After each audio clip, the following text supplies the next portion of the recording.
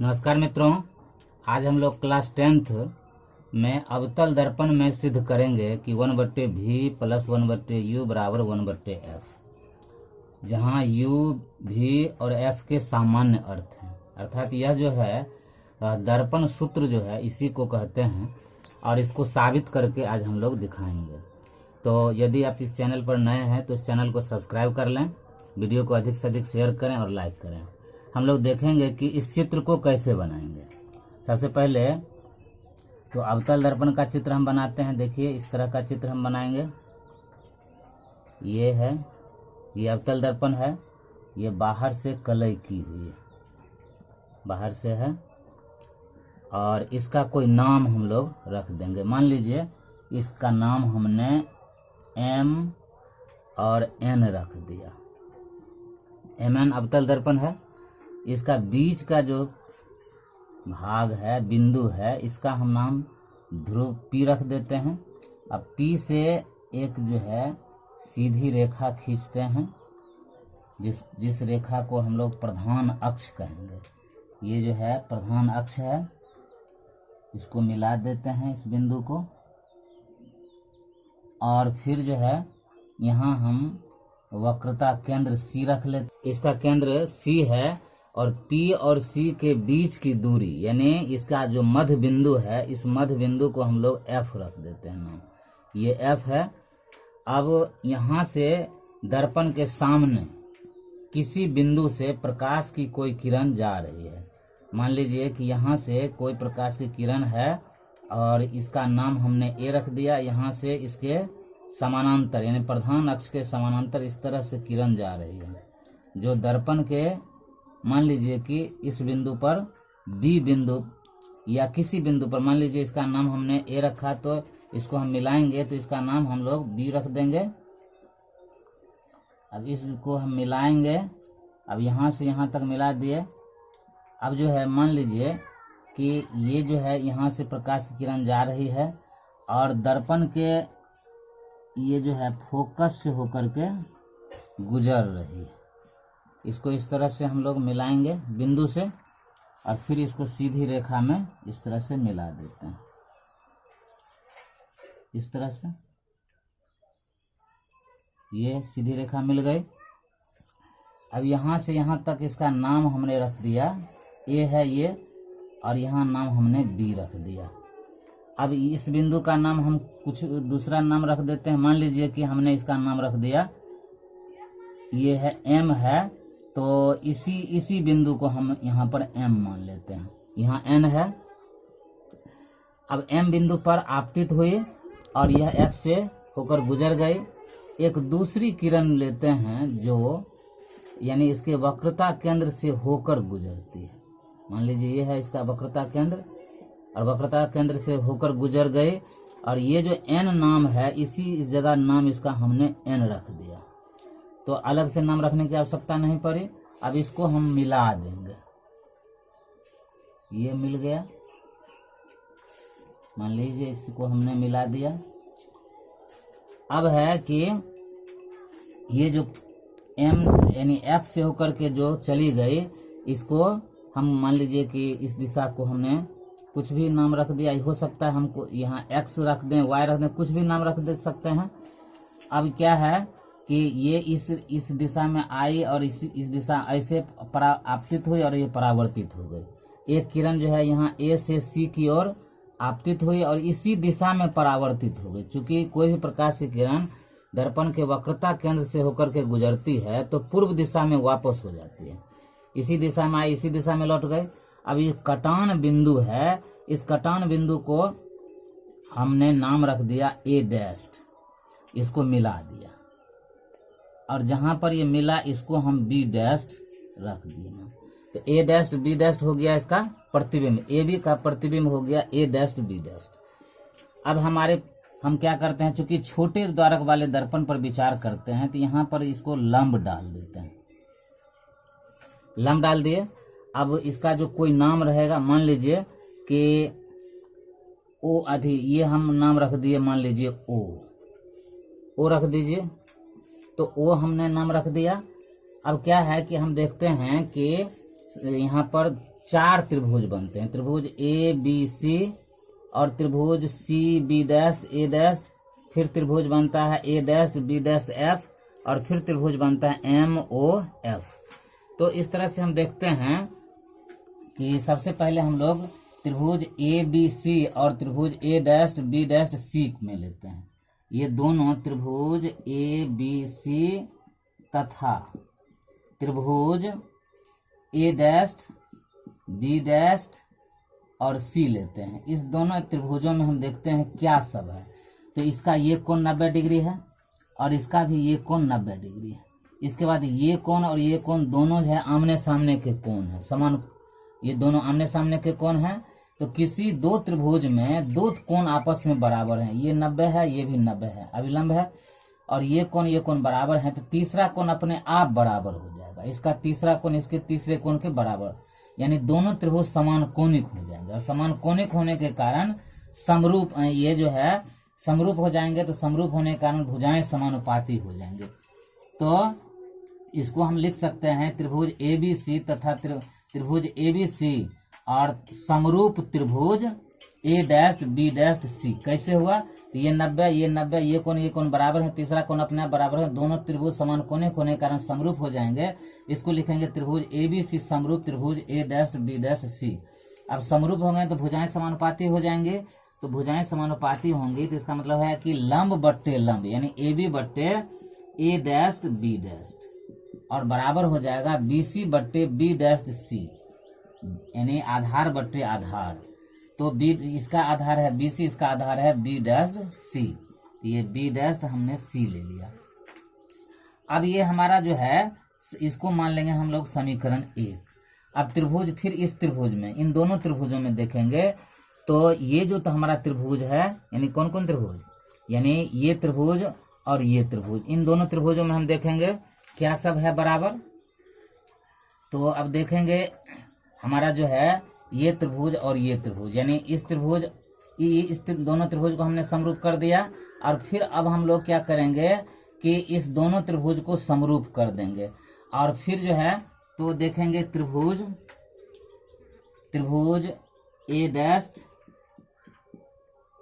B dash और सी। अब और समरूप हो जाएंगे त्रिभुज ए डैश बी डैश एफ, त्रिभुज ए डैश बी डैश एफ। इन दोनों त्रिभुजों में हम देखेंगे,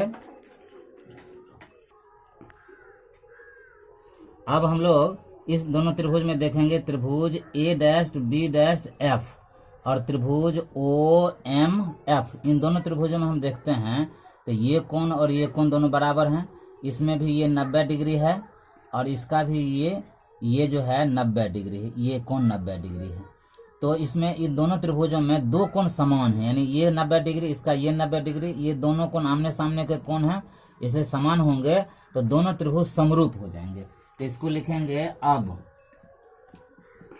त्रिभुज ए डैश बी डैश एफ, त्रिभुज ए डैश बी डैश एफ समरूप त्रिभुज ओ एम एफ, त्रिभुज ओ एम एफ।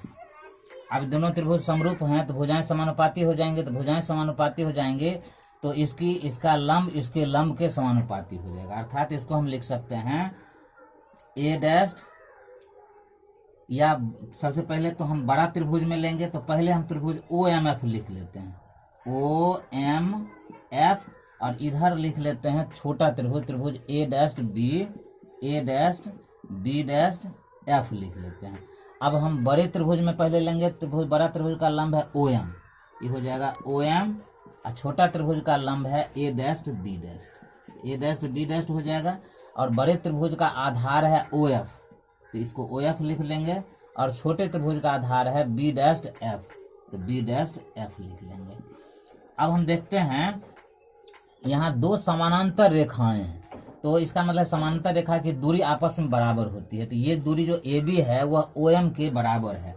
तो हम लिखेंगे यहाँ ओ एम की जगह पर लिखेंगे चूंकि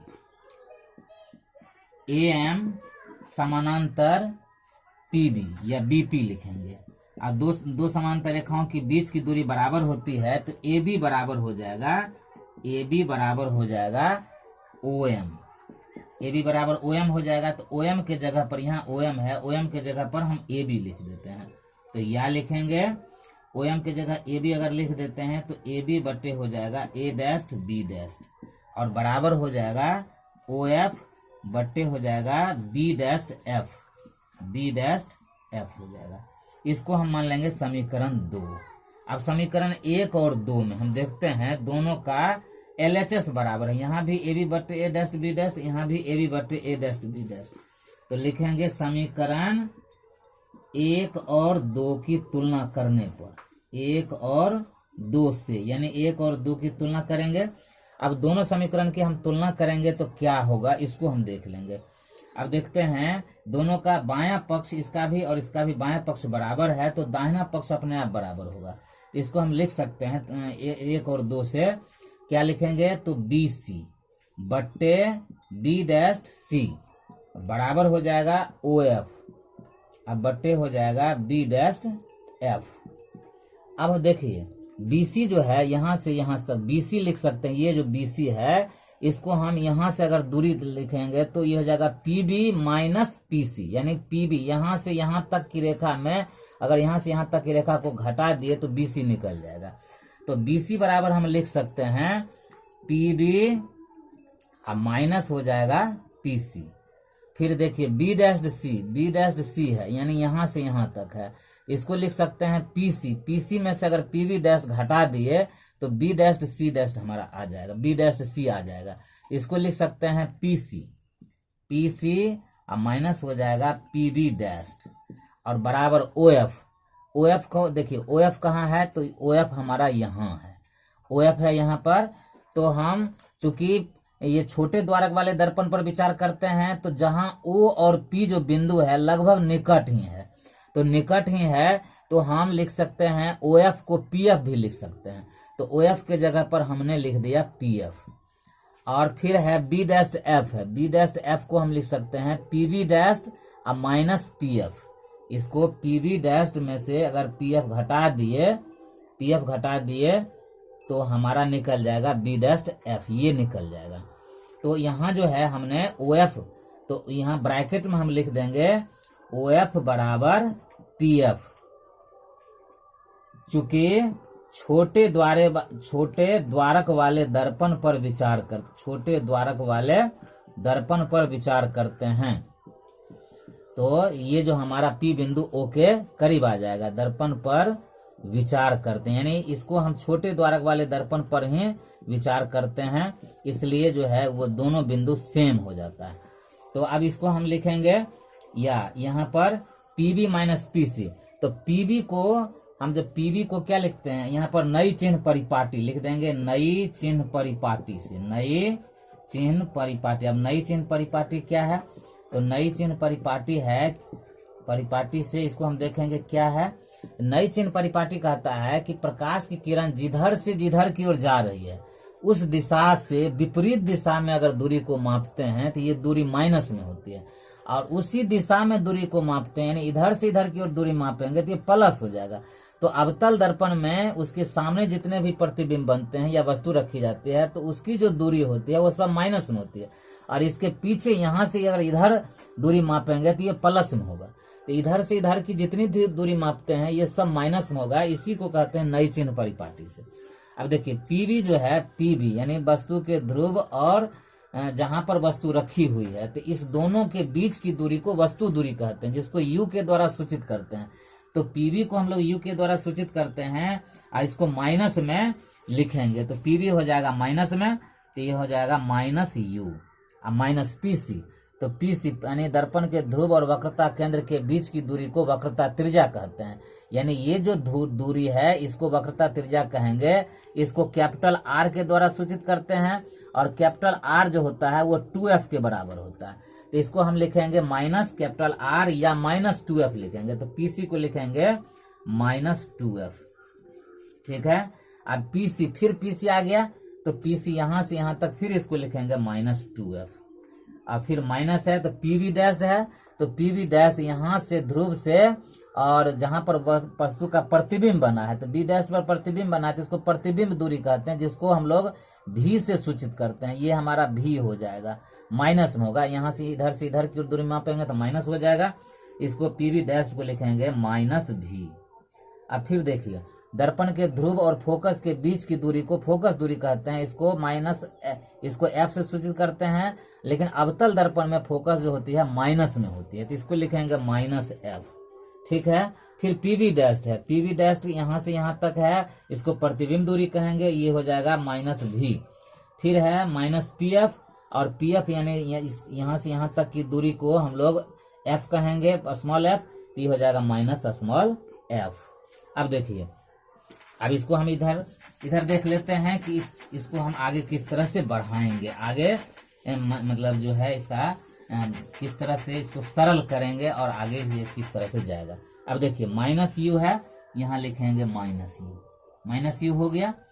अब देखिए माइनस यू के बाद क्या है, माइनस माइनस प्लस है, माइनस माइनस हो जाएगा प्लस, और फिर ये 2f हो जाएगा, 2f है, फिर बट्टा है माइनस 2f है, और माइनस माइनस प्लस हो जाएगा भी, बराबर हो जाएगा, ये माइनस है इसको माइनस लिखेंगे, और फिर हो जाएगा ये माइनस भी, और माइनस माइनस फिर प्लस हो जाएगा, ये एफ हो जाएगा। अब देखिए अब इसको क्रॉस मल्टीप्लिकेशन कर लेंगे, यानी इसका गुना इसके साथ, इसका गुना इसके साथ। अब क्रॉस मल्टीप्लिकेशन कर लेंगे तो माइनस यू प्लस 2f ये हो जाएगा, अब गुना हो जाएगा माइनस भी प्लस एफ।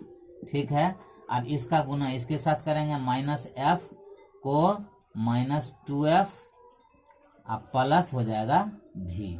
ठीक है, अब देखिए माइनस यू को माइनस भी से गुना करें तो माइनस माइनस हो जाएगा प्लस, तो यू भी हो जाएगा, माइनस यू को प्लस एफ से गुना करें तो माइनस प्लस माइनस हो जाएगा, तो माइनस यू एफ हो जाएगा। फिर है 2f को माइनस भी से गुना करेंगे तो माइनस हो जाएगा 2vf, और 2f को प्लस f से गुना करेंगे तो 2f स्क्वायर हो जाएगा। अब माइनस f को 2f से गुना करते माइनस माइनस प्लस हो जाएगा तो 2f स्क्वायर हो जाएगा। अब माइनस को प्लस से गुना करेंगे तो प्लस माइनस माइनस हो जाएगा, अब f को भी से गुना करेंगे तो vf हो जाएगा। ठीक है, अब देखिए इधर 2f स्क्वायर इधर 2f स्क्वायर कट गया, अब बच क्या गया, ये हो गया u भी। अब इधर है vf, तो vf है तो इधर इसको 2vf इधर इसको इधर कर लेंगे, ये हो जाएगा माइनस uf। अब है 2vf को इधर ले आएंगे तो ये हो जाएगा हमारा vf यानी माइनस vf, यानी बराबर के इस साइड हो जाएगा माइनस vf, 2vf इधर चला जाएगा तो प्लस 2vf हो जाएगा, 2vf हो गया। अब देखिए ये हो जाएगा u भी माइनस uf, और 2vf में से भी यानी एक vf चला गया तो बच जाएगा सिर्फ vf। अब क्या बच गया, अब है कि हम लोग जो है इसको दोनों ओर जो है uvf से भाग दे देंगे, uvf से भाग देने पर, यानी भाग दे दिए, दोनों ओर भाग देंगे, दोनों ओर भाग देने पर क्या हो जाएगा, देखिए u भी बट्टे uvf माइनस uf बट्टे uvf बराबर vf बट्टे uvf।